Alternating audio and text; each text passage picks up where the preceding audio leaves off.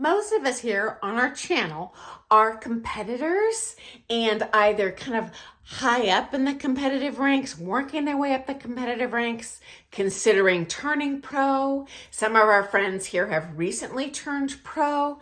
And one of our friends commented on a previous video I shared asking how I transitioned from becoming kind of an amateur competitor to becoming a professional competitor and teacher.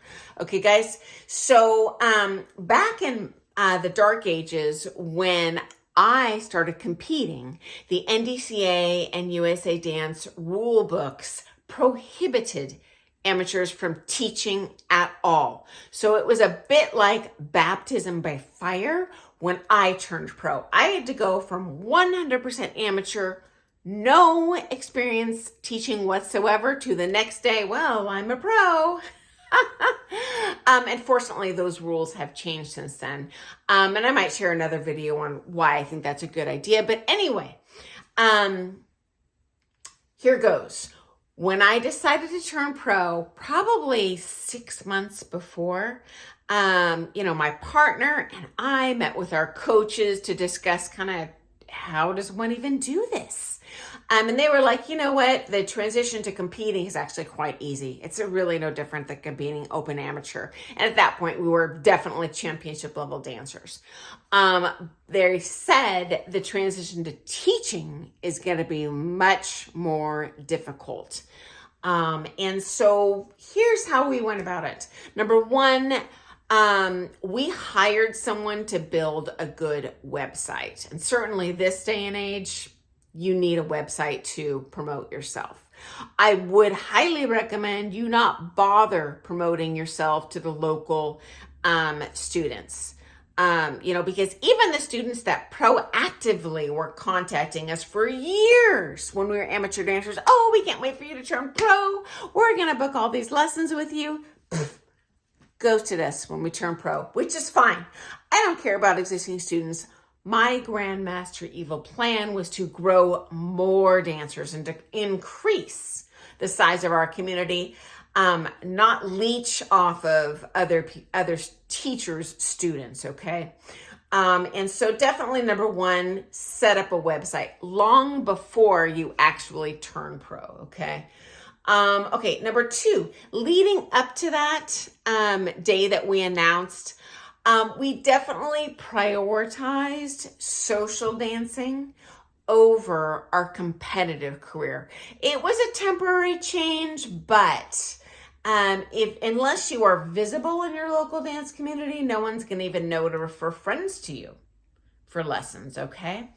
And so we showed up to many social dances. We did loads of shows, and it's the only really truly championship level couple in our state. We could have done shows 7 days a week. We were in high demand. So that was easy to book. So everyone could see us and see, okay, wow, they are good dancers. And even at that time, they didn't realize we were going to turn pro. I am sure in the back of their mind, it was like, how can I become a dancer like that? Okay.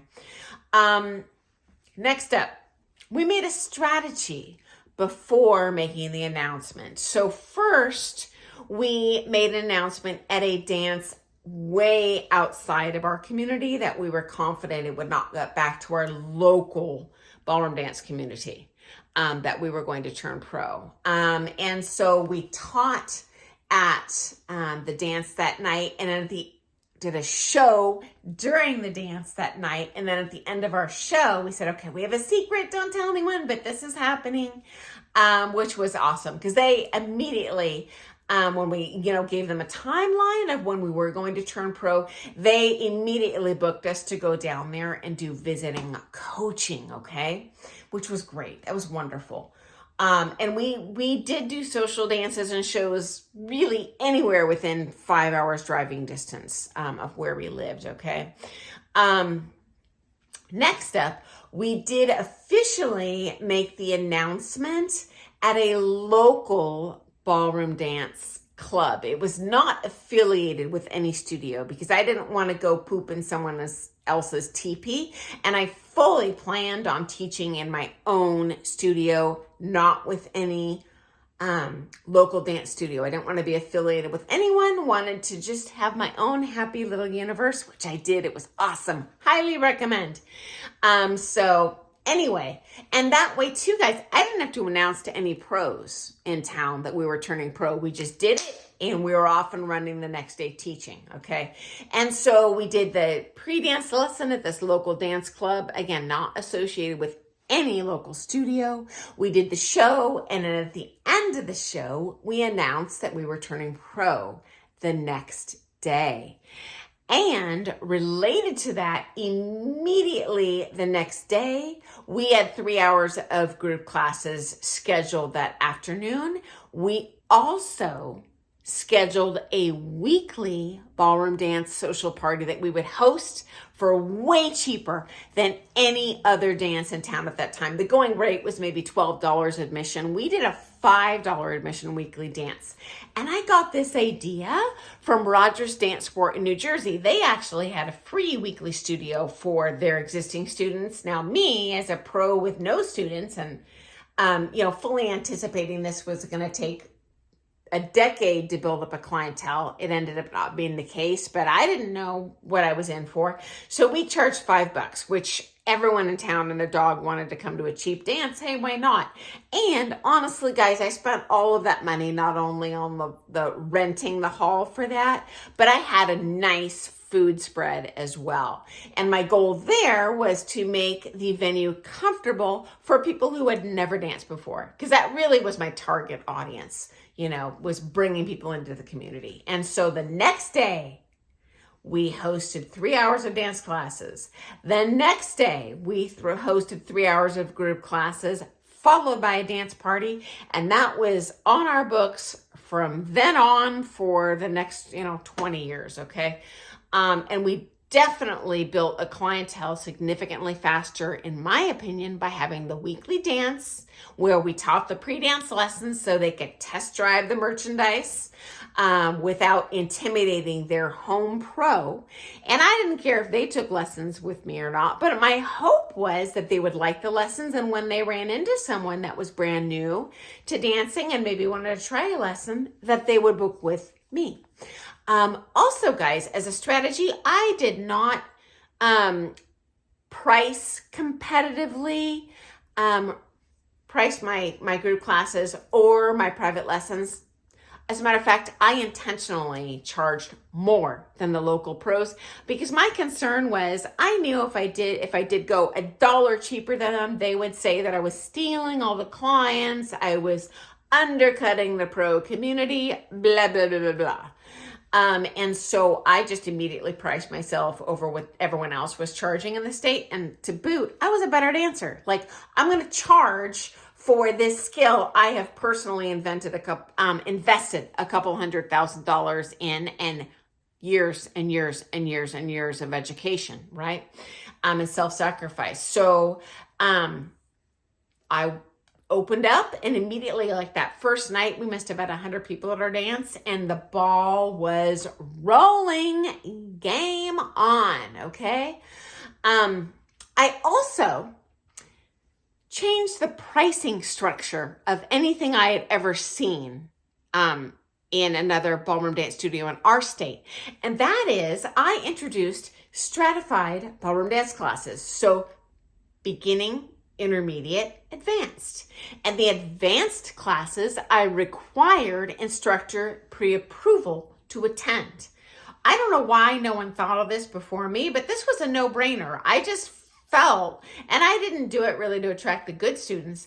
I did it to attract newcomers, because how on earth is a newcomer going to show up to a class with people that have been dancing 3 years and remotely be able to keep up? Lord knows how many people our local community lost to the future ballroom dance community because they came in and were intimidated and left. So anyway, that paid off in spades for us as well. And in terms of, how did I learn to lead and follow? My first inclination was, oh, well, we're going to run out and get certified. And my pros were like, no, waste of time. You need to be butts and elbows doing it. So co-teach together, both in your groups and your privates, and then transition once you learn how to lead and follow well and what exactly that person is doing, and then transition to teaching solo. And that is exactly what we did. And we did not charge our students for the two of us for both of our time when we were co-teaching because we weren't worth it, right? We had to learn. I had to learn not only technically what the leads part was, which I can read in a book, but it is way different than actually getting to watch your partner teach it, getting the opportunity for me to do it. And likewise for the leads, super helpful for you. So if you are lucky enough to have an amateur partner, hey, co-teach. If you don't have an amateur partner and you're doing pro-am, perhaps ask your pro if it's okay to co-teach with them in their group classes, or even better, if they let you job shadow their privates. I would be surprised if they let you do that, but doesn't hurt to ask, okay? So if you're just stepping into that kind of your pro career, hey guys, good news. You're not the only person. As a matter of fact, every single pro ballroom dancer ever who has transitioned from the amateur comp circuit to the pro circuit has gone through this. Every single pro teacher, they didn't start out as a professional. They started out as a student, and they had to navigate this a little bit difficult transition period. And that's normal. I would still highly encourage you to do it, guys. It is the most rewarding thing you can possibly imagine. And as I've shared in previous videos, I didn't even want to turn pro. I love being an amateur, but my partner insisted on it. And so I had no choice. But now looking back, the irony is he long ago retired from teaching, doesn't want to dance, doesn't want anything to do with it. I continue to do it full time to this day, and I love it. It is so joyful. And although I was extremely resistant and fought him tooth and nail at the time to stay amateur, I will be forever indebted to him for making me turn pro because it is so fun and rewarding and joyful every day. Okay, guys, thanks for joining me today. If you're interested in all things ballroom dance, hit that subscribe button.